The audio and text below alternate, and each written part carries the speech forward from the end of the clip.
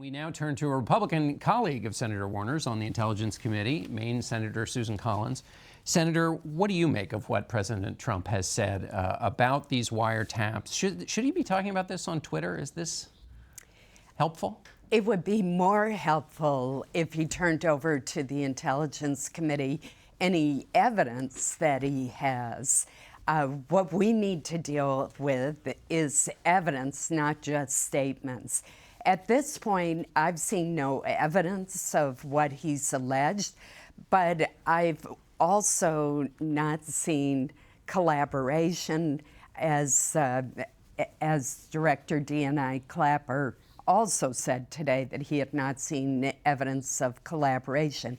But we are in the very early stages of our investigation, and this is why it is so important that we do an in-depth, exhaustive, bipartisan, independent investigation, because the American people deserves answers to all of these allegations and counter allegations so that we can get on with the business of this country. The president has said, and the White House has said, they're not going to talk anymore about his accusations over the weekend. But now that he's put that out there, he's the president of the United States. He has access to this information, even if he might have been going off of a news report. He has access to all of this information. Do you think it's important for him now to put forward this evidence in some form to back up his claims, because it's now out there?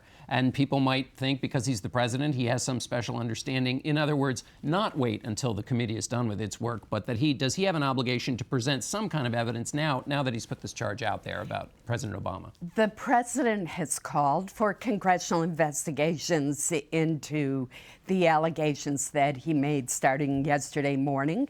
So I would expect that he's going to want to provide our committee with any evidence that he has. My own theory is that the Russians are determined to sow the seeds of discontent and doubt about the legitimacy of our democracy and other Western democracies, and that they were going to do that regardless of who was elected president. So it's really important, so that we know what happened and what the facts are, that we get to the bottom of this.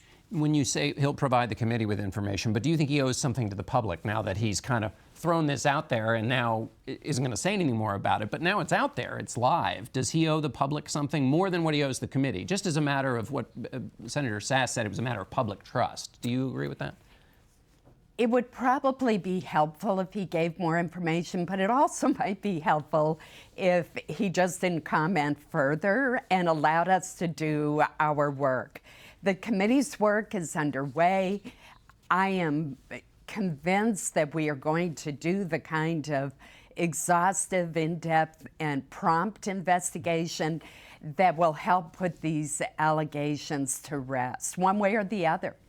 You mentioned going through everything, and I want to ask you about President Trump's tax returns, because some people believe in order to really figure out whether there was any influence on the president, you have to know whether there were any ties to Russia.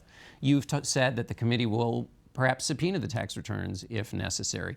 Do you think a committee investigation that ends without looking at the tax returns has fulfilled its duty, that the committee will have fulfilled its duty? It's premature for me to reach that conclusion right now. What I am convinced of, because I know this committee well and I know how seriously we take this charge, is that we'll go wherever the evidence leads us and that we will get all of the information that we need.